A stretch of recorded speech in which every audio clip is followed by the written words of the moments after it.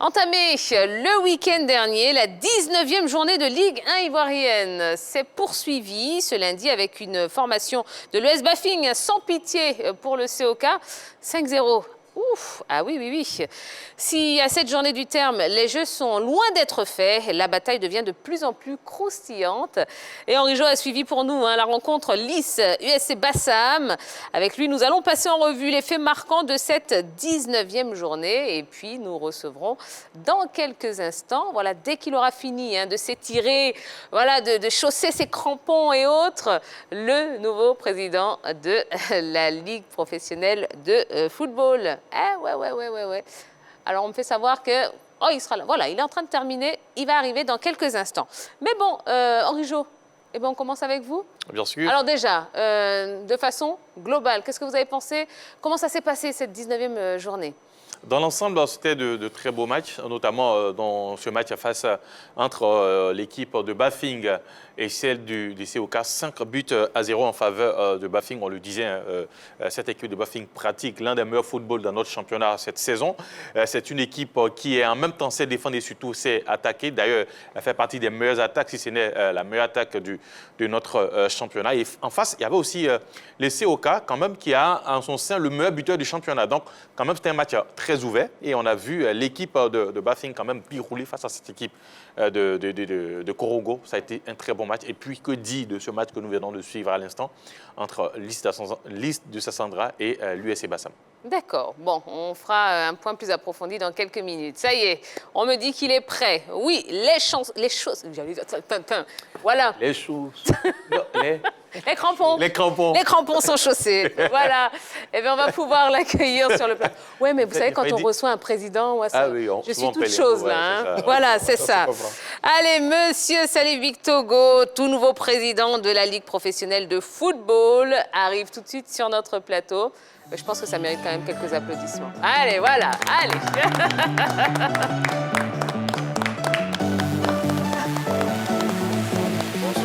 Bonsoir, madame. Installez-vous confortablement. Merci. Comment allez-vous? Ça va. Bon, ben, on est ravis de vous avoir une fois de plus sur le plateau. Vous êtes un habitué, vous êtes à la maison ici. Alors déjà, la première question, comment vous vous sentez depuis votre nomination? Ben, je me sens bien. Je me sens bien parce que je pense que je peux servir les autres clubs. On a voulu bien faire. C'est pour ça qu'on a confié la Ligue professionnelle à un président du club. Alors, comment vous avez accueilli cette nomination? Vous vous en doutiez un peu? C'était une surprise pour vous? Plus ou moins. Je crois que c'était quand même dans les palmes. Diriger, c'est prévoir. Déjà, on avait pris les dispositions dans ce sens. Mais je crois que le président élu a tenu sa parole. C'est dans ce sens que j'ai été un peu ému. D'accord. Alors, tout juste après l'officialisation de votre nomination, vous avez filé au Champrou, où se déroulait un match de Ligue 2 entre le Stade d'Abidjan et le CO Boisflé. Alors, les films. Les films. Ah, les films. Ah, bon, pardon. Alors, bon, ben, finalement, vous vous êtes mis tout de suite au travail. C'est un petit peu ça. C'est l'empreinte que vous avez envie de marquer dès le début, comme ça? Ben oui, bien sûr, parce que le football, c'est d'abord la passion qui nous anime depuis notre jeune âge. Et à partir de ce moment où j'ai été nommé, je suis allé voir le premier match de ce jour. C'était en Ligue 2. Et comme la Ligue 2 fait partie de la Ligue professionnelle, ce jour-là, j'ai vu un beau match entre les films et le Stade d'Abidjan. Malheureusement, le Stade a perdu, je crois, 1-0. Oui, Annoncia. Bon, moi, d'abord, j'aimerais qu'on situe au moins le débat. On parle de Ligue de football professionnelle. Ce n'est pas une ligue professionnelle, ni une ligue amateur. On parle de ligue de football professionnel. C'est le football qui est professionnel. Donc, ma question, les élections se sont passées. On le voit partout en Europe, il y a un comité de normalisation. Pourquoi au niveau des clubs de Ligue 2 et de Ligue 1, vous n'êtes pas battu pour qu'il y ait l'élection du président de cette ligue? C'est vrai, c'est pas pareil comme en France, parce que déjà, la Ligue professionnelle n'est pas autonome en Côte d'Ivoire. Elle n'est pas encore indépendante. Je crois qu'on va travailler dans ce sens le plus tard dans les prochaines années. Mais pour le moment, étant dépendant du président de la fédération, c'est pour ça qu'il y a eu une nomination. Bonsoir, Président. Bonsoir. Je suis vraiment très heureux de vous trouver sur ce plateau. Mais je me projette en arrière. Il y a 11 ans, on était en 2011, vous étiez candidat à l'élection à la présidence de la FIF. Malheureusement, vous avez échoué de quelques points face à M. Sidi Diallo. Aujourd'hui, vous retrouvez cette fédération, vous vous êtes installé, même si vous n'êtes pas le président, mais vous êtes membre du comité exécutif et puis en même temps président de la Ligue professionnelle. Est-ce que vous avez pris une revanche sur le destin? Non, pas forcément. Je crois qu'on peut servir à tous les postes. Et quand j'ai perdu en 2011, je suis bien resté président du Stella. J'ai continué à travailler. Et aujourd'hui, c'est la réponse peut-être au bout de l'effort. Mais je crois que je suis là pour servir les clubs, pas pour une revanche personnelle. Alors, Président, vous êtes président de la Ligue professionnelle. Et dans cette Ligue, que ce soit au niveau de la Ligue 1 comme au niveau de la Ligue 2, il y a une équipe, l'Africa, qui est en Ligue 2. Mais visiblement, avec ce qui se passe actuellement, où il y a un écart de 7 points entre l'Africa et le Stade. Ils ont un match en moins. Oui, on est en phase de se demander, est-ce qu'on aura le derby ASEC Africa? Est-ce que ça ne va pas manquer pendant sous votre mandat pendant ces 4 ans? Parce que déjà, on voit, c'est un peu difficile pour cette équipe de l'Afrique. Mais là, on dirait que vous condamnez l'Africa à rester 4 ans. Non, on ne les condamne pas, mais vu parce que j'ai évoqué quand même la situation du club. Voilà, et surtout, la défaite face à cette équipe de Zoma, on voit un peu que ça sera un peu difficile. Mais vous, à votre niveau, comment vous prévoyez ça? Un mandat sans ASEC Africa ou tout de suite l'Africa doit revenir? Vous savez, la magie du football, tout peut arriver à tout moment. Personne ne peut payer. Vous voyez déjà le Real éliminé à 15 minutes de la fin du match. Et tout a changé. Aujourd'hui, l'Africa est à 7 points du Stade avec un match en moins. Et puis, il ne faut pas qu'ils lâchent le dernier match. Il ne faut pas le perdre. Il reste encore 6 journées. Donc, il y a toutes les possibilités. Notre souhait, c'est de retrouver les 4 grands. Je crois que la Côte d'Ivoire a toujours vibré avec les 4 grands. Il faut que les 2 clubs phares de notre football datant puissent retrouver l'élite, c'est-à-dire la Ligue 1. Et je crois que c'est très important pour nous, que l'Africa retrousse les manches et s'accroche. Et comme les clubs la Ligue 1 va passer à 16 clubs, sait-on jamais. D'accord. Président, on vous a connu sur toutes les facettes, joueur, président de supporters du Stella à Yamoussoukro. Aujourd'hui, vous êtes devenu président du Stella en 2000. Que de chemin parcouru. Quel sentiment vous anime aujourd'hui d'être arrivé à la tête de la Ligue professionnelle de football? C'est le sentiment d'avoir bien fait, d'avoir aimé le football. Cette passion m'a animé jusqu'à me permettre d'être aujourd'hui président de la Ligue professionnelle de football. Vous m'avez dit tout à l'heure que j'étais candidat. Je voulais même président de la fédération. Mais Dieu décide et l'homme dispose. Donc à partir de ce moment, je crois que je me mettrai au service de mes autres collègues présidents parce que c'est nous qui vivons la chose au quotidien. Nous savons dans quelles conditions nous vivons, dans quelles conditions nous dépensons. Il n'y a pas que la dépense financière, il y a l'énergie, il y a l'amour qu'on donne à ces jeunes gens. C'est vrai que ces derniers temps, on nous a traités de tous les noms, mais je crois qu'un président est à respecter. Et nous allons faire en sorte qu'on les respecte. Alors, Président, bon, je vous promets, on va parler tout à l'heure en long et en large de tous vos défis que vous aurez à la tête donc, de cette ligue professionnelle. Mais avant cela, je vous propose qu'on fasse le point justement de cette 19e journée de Ligue 1 avec Henri Jo. Allez, on vous écoute.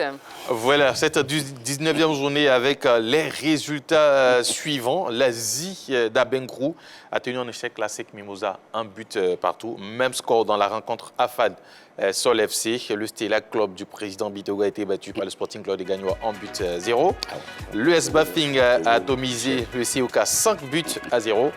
Boaké est tombé face à la SOA 2-0. Et puis, cet après-midi, l'IS de Sassandra a battu l'USC Bassam 2-1 dans les derniers instants. Bon, justement, parlons de ce match. l'IS USC Bassam. qu'est-ce qui s'est passé? Alors, Bamba Abdelatif, d'une tête, va permettre à cette équipe de Lys de s'imposer 2-1 dans l'avant-dernière journée de la 19e journée de la Ligue ivoirienne. Pourtant, c'est l'équipe de l'USC Bassam qui a ouvert le score en fin de première partie par Nobu Donald au thème d'une magnifique séquence de jeu. On va voir, hein, ça c'est le deuxième but, voilà. Et ça c'est l'ouverture du score de l'USC Bassam sur cette belle séquence conclue par Nobu Donald en but à 0 en faveur de l'équipe de l'USC Bassam à la pause. Au retour des vestiaires, c'est l'équipe de Sassandra qui va insister pendant qu'on revoit toujours la joie des joueurs de cette équipe de Bassam. Ils sont félicités, ils sont encouragés par le banc. Et comme je le disais, au retour des vestiaires, voilà, avec l'entrée de Titi Koné, on se dirigeait vers un match nul avant que Titi Koné, d'abord, dans un premier temps, obtient l'égalisation. Dans la foulée de son entrée, l'équipe de Sassandra obtient l'égalisation. Et puis, en toute fin de match, voilà, avec ce coup franc qu'il dépose, il dépose le ballon sur la tête de Bamba Abdelatif qui trompe le portier de l'USC Bassam. Ça fait 2-1. Le score final et victoire pour cette équipe de Lys de Sassandra. Bon, messieurs, un mot sur cette rencontre? D'abord, saluer la présence encore des supporters. Ils ont effectué le déplacement face à la SEC en Mimosa. Ils ont été battus. Aujourd'hui, un lundi, ils répondent présents pour pousser Lys à la victoire. C'est ce qui m'a impressionné. Président, un mot? Ce fut un beau match et puis il y avait un bon public pour un lundi. Je souhaite qu'il continue sur cette lancée. Absolument. Oui, tout à fait. J'espère que ce public-là restera fidèle à cette équipe du Lys. On attend de voir. D'accord. Peut-être à toutes les équipes aussi. Il faut chercher à mobiliser C'est clair. pour que toutes les équipes arrivent à attirer du monde. On se souvient que lors de sa montée, l'équipe de Sol FC drainait du monde et elle continue de drainer du monde. Quand le Racing joue, ce sont les jeunes de l'académie qui viennent soutenir cette équipe. Donc on espère que les autres équipes aussi vont essayer de se mettre à la tâche pour permettre à leurs supporters, pourquoi pas le Stella, faire venir la population d'Agamé aussi. Tout de suite, vous avez dit Big Togo, mais c'est plutôt Michel, c'est plus Big Togo Salif. Je peux être juge parti. Ah d'accord, ok. Je ne suis plus le président du Stella. On va en parler. On va en parler. Bonne info. Alors, Henri Jo, bon, on va revenir sur l'éclatante victoire de l'US Bafing sur le COK. Est-ce que ce score reflète finalement la physionomie de la rencontre? Bien évidemment que ça reflète la physionomie.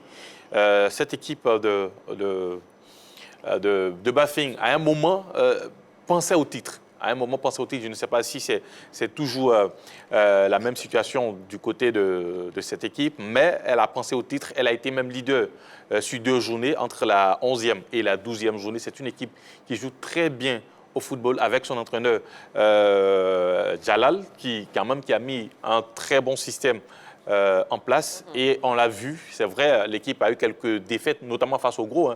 Défaites à 2 reprises face à l'ASEC, défaites face au Sporting Club de Gagnoa. Mais c'est une équipe quand même qui pratique un très bon football. En face, vous aviez le COK, qui aussi avait en son sein le meilleur buteur de notre championnat. Donc c'était un match d'abord ouvert entre 2 équipes qui marquent beaucoup. Mais on a vu que le collectif de cette équipe de Bafing était au-dessus. Et 5-0, quand même, ça a montré un peu l'écart entre ces 2 équipes. Parce que Bafing, cette saison, quand même, c'est une bonne équipe et ça marque beaucoup là-bas. Oui, mais est-ce qu'elle n'a pas laissé peut-être un petit peu trop d'occasions Est-ce qu'elle n'a pas laissé passer trop d'occasions pour rêver justement au titre?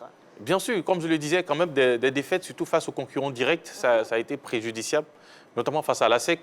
Match aller face à l'ASEC 3-1, au retour 2-1. 2-1 face au Sporting Club de Gagnoa. Et puis des matchs nuls qui ont freiné quand même l'avancée de cette équipe de Bafing. Mais quand même, c'est une équipe qui a montré de très belles choses et qui continue de montrer de belles choses. Alors moi, j'ai envie de savoir, puisqu'il n'y aura pas de... Parce que vu le calendrier, est-ce que ça sera possible de jouer la Coupe nationale? Donc en ce moment, on prendra peut-être les 2 qualifiés, les 2 premiers pour représenter... Ce serait très difficile de jouer la Coupe nationale parce qu'il y a beaucoup de matchs en retard. Voilà. Il y avait déjà les matchs en retard de la SEC. Aujourd'hui, en plus, FC San Pedro et Racing qui ont tous leurs éléments au Niger. Donc, ce serait difficile. Le championnat est récemment étrangement à celui de France. puisque la SEC, on peut dire, virtuellement championne. Donc la deuxième place va être très disputée entre le Bafing, le Sporting FC et le et FC FC San Pedro. J'ai eu quand même quelques échanges avec le président du Bafing il y a quelques jours. Et il nourrit quand même de grandes ambitions. Il a dit que jusqu'au bout, il va lutter pour une place africaine. Et donc, je pense qu'il a quand même des éléments talentueux. Il a un effectif assez riche qui produit un football de qualité. Donc, logiquement, je pense que c'est jouable. Alors, il y a un match à venir entre le Sporting et l'équipe de Bafing. Ça sera le samedi prochain au stade Biaka Boda. Ça va quand même déterminer, ça va déterminer l'issue de cette bataille pour la deuxième place. Alors, parlons du COK maintenant. Avec 21 buts inscrits, c'est quand même la 6e attaque de la saison. Mais c'est aussi la pire défense. Oui, avec 32 buts encaissés. Est-ce que, justement, ce déséquilibre explique sa dernière place au classement? Évidemment, parce que les jours, à un moment, on avait entendu des questions de primes, de salaire, des grèves. Mais le président est monté au créneau. L'entraîneur même qui avait tenu des propos à l'endroit du président a été suspendu, mais il est revenu encore dans l'arène. Donc l'équipe, le président du CEO Korogo se bat pour maintenir l'équipe dans l'élite, mais les résultats ne suivent pas. Aujourd'hui, ils sont bons derniers. On se demande comment ils vont essayer de redresser la passe. Non, on sent, comme l'a dit, c'est une équipe qui montrait au moins, depuis le début du championnat, montrait au moins des qualités, mais par moment, quand vous êtes plombé par les histoires des salaires ou autres, vous voyez que les résultats ne suivent pas. C'est dommage. Ce que je voulais dire très rarement, par expérience, les équipes en difficulté ne marquent pas beaucoup de buts. Mais on se rend compte que cette équipe possède l'un des meilleurs buteurs, sinon le meilleur buteur de la compétition, et marque beaucoup de buts, mais malheureusement, son talent d'Achille, c'est sa défense. Donc, logiquement, quand on marque des buts, qu'on encaisse trop de buts, ça annule vraiment tous les efforts. Et c'est désolable. D'accord. Alors, Président, on va parler du Stella, quand même. Le Stella, donc, qui a été battu par le Sporting, 1-0, qui est 9e au classement. Bon, un petit peu loin quand même des ambitions de début de saison. Aujourd'hui, à 7 journées de la fin, est-ce que les ambitions ont été un petit peu revues à la baisse? Autrement dit, quelles sont les ambitions aujourd'hui pour le club? Je pense qu'ils sont dans le ventre mou du tableau. Aujourd'hui, je parle du Stella parce que le président actuel, ce n'est plus moi. Les statuts nous permettent que le premier vice-président occupe la place du président en cas d'empêchement. Et comme je suis président de la Ligue professionnelle, je ne peux pas en même temps être président du Stella. Donc, le nouveau président, c'est Bictogo Michel. Donc, il peut mieux parler du Stella ce jour que moi. Mais est-ce que vous pensez quand même que c'est encore jouable pour le Stella? Non, je crois que pour la deuxième place, c'est pas possible. Ils sont dans le ventre mou. Je pense qu'à 7 journées, et je crois qu'eux, ils ont 8 journées, parce qu'ils ont un match en retard. Je pense que le maintien est possible. Donc, mais c'est le ventre mou. C'est en deçà des ambitions du début de saison. Je voulais poser la question au président. Est-ce que c'est parce que c'est pour un problème d'éthique que vous démissionnez de la tête du Stella, ou bien c'est parce que c'est les statuts qui demandent que quand on est président de la Ligue professionnelle, qu'on ne doit pas diriger un club? Oui, c'est une question d'éthique déjà, parce que comme je l'ai dit, je ne peux pas être juge et parti. Il suffirait que le Stella ait un pénalty, on dirait, mais le président de la Ligue professionnelle, il y a eu influence. Et je crois qu'à partir de ce moment, je préfère me défaire de cette fonction pour permettre à l'équipe de jouer librement et de permettre aux acteurs de ne pas tenir de propos désobligeants. Oui, président, on le sait, on parle. Moi, j'aborde sur la Ligue de football professionnel. Avant cette élection, depuis 2020, on a eu des vidéos des athlètes au niveau de la Ligue 1, de la Ligue 2, parlant du problème du salaire minimum. Des joueurs qui sont payés à moins de 50 000. Aujourd'hui, vous arrivez, vous êtes un acteur clé, ancien dirigeant du Stella à partir d'aujourd'hui. Quelle est votre solution à ce niveau-là concernant le traitement. Là, vous allez un petit peu trop vite. Hein. On va pouvoir en parler tranquillement. Là, on reste sur la Ligue 1. S'il vous plaît, Noncia. S'il vous plaît, s'il vous plaît. Donc, Vous gardez ça bien au chaud. Non, au chaud, pas au frais. Hein. Au chaud pour tout à l'heure. Voilà. Et puis, ça laisse aussi le temps au président de réfléchir et de sa réponse. Marie. Très bien. Non, on reste sur la Ligue 1, s'il vous plaît. Après sa défaite de la journée précédente, l'Asie a tenu tête à la sec. Et oui, toutefois, le club de l'Indénié reste premier non relégable sur l'ensemble de la saison. Bon, est-ce que vous pensez que l'Asie a la place qu'elle mérite? La place qu'elle mérite, je ne sais pas, mais c'est une équipe qui, chaque saison, pose d'énormes difficultés à la SEC. C'est l'une des bêtes noires de la SEC au niveau de notre championnat. On les appelle les Camerounais de Côte d'Ivoire. C'est une équipe, oui, ils jouent très, très physique, l'Asie. Ils font du kick and rush, on balance devant, derrière, devant, on se bat, on essaie de marquer le but. Voilà.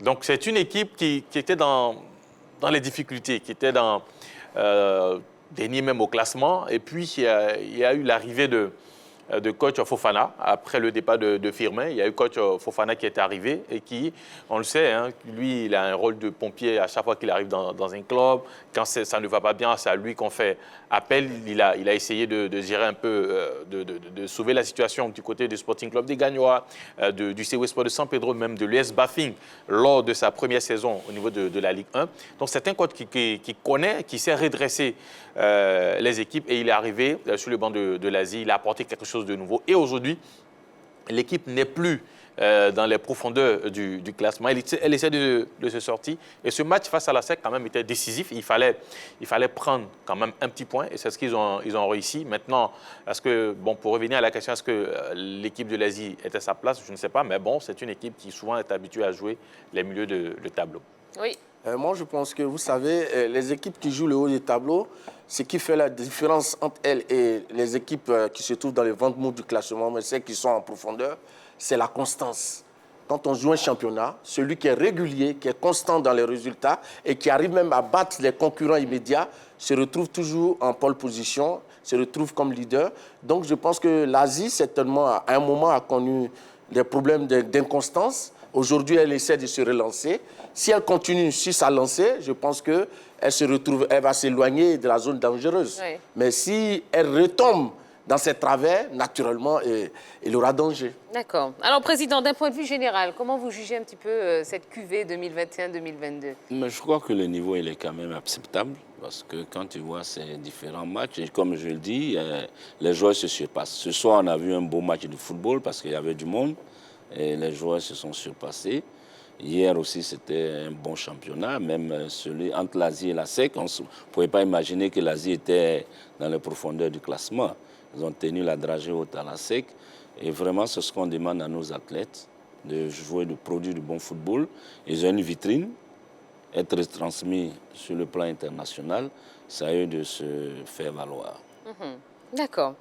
Allez, Henri-Jean, on va terminer avec le classement de cette Ligue 1 à la 19e journée. Alors, bien sûr, après 19 journées, l'équipe de la SEC, malgré 2 matchs en retard, est toujours leader. La SEC est suivie du Sporting Club des Gagnois, qui est désormais deuxième. Le FC San Pedro complète le podium. L'équipe de Bafing est au pied du podium. Et puis, vous voyez, dans le bas du tableau, vous avez la FAD qui est 13e et l'équipe de Korogo qui est 14e. On n'oublie pas que le Stella est 9e.